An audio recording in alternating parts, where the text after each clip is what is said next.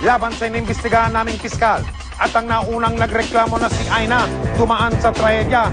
Heto't alamin po natin ang pagtatapos ng kontrobersyang ito. Nag-decide talaga siya na dalhin talaga ako doon sa motel. So habang nagpapalakad kami pero nagtumatawag na ako sa CIDG. Bago pa man makalayo sina piskal at Aina, umaksyon na ang mga operatiba. Ano yun? Naresto ko namin, ha? Bakit? Andali! Teka muna, bakit po? Oy! Marami na? Sige po. Ay, may karapatang walang ipo. Andali, oh. Ha? Ito mo inuhuli. Ano bang ginawa ko? Wala naman akong ginagawa. Nasaan yung pera, sir? Nasaan yung pera? Wala ho! Nagtapilok ako eh.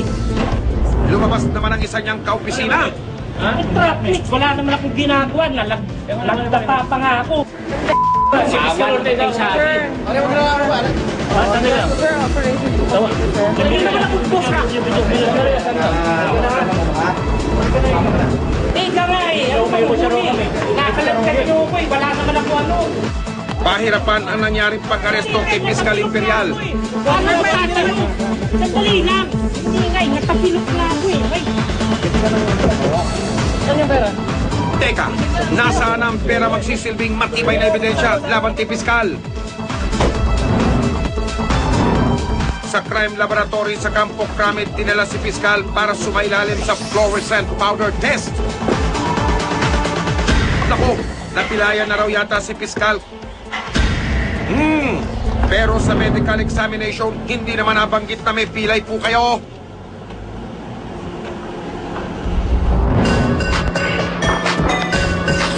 Sa surveillance video, tinanggap at binilang pa ni Piskal ang pera.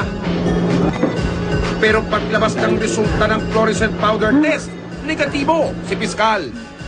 Siguro sanhin na rin nung aspiration ni Piskal. Kasi nung inaresto namin, pawis na pawis siya.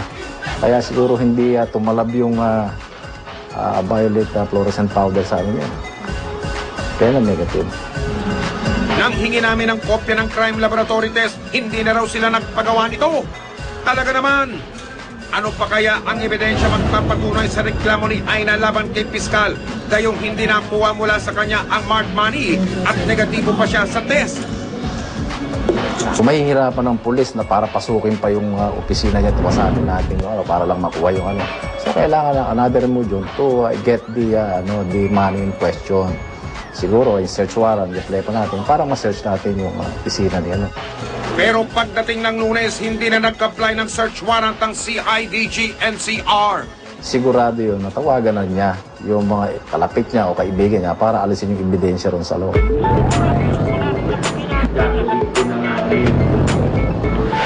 Sa Department of Justice, dinala ang demandang isasampa laban kay Piskal Imperial.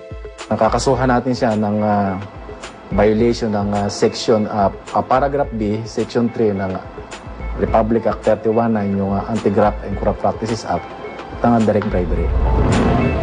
Nagsampa na rin si Aina ng kasong administratibo laban kay Piskal Imperial sa DOJ. This is the first time that I've encountered something of this sort. No, the allegations are such that aside from the money that is being extorted, sexual favors are also being demanded. Ang mandate namin is to conduct investigations, hard as it may be. We will just have to treat everybody the same way that we conduct investigations whenever cases are filed with us. So we cannot make any distinctions. Sinubukan namin hinga ng pahayag si Piskal para sagutin ang mga paratang sa kanya, pero tumanggi na siyang sumagot. Kasalukuyang nakalaya si Piskal Imperial habang isasailalim siya sa isang preliminary investigation.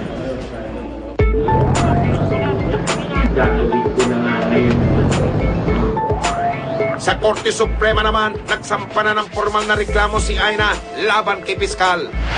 Pinag-aaralan naman ng Integrated Bar of the Philippines ang reklamong ito. Kung mapatunayan daw kasing may pagkakasala si Piskal, maaari siyang tanggalan ng lisensya sa pagka-abogado at sa serbisyo.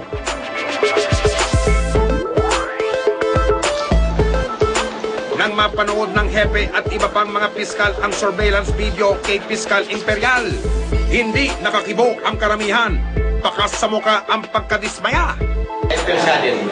Why? Because I fix our topic.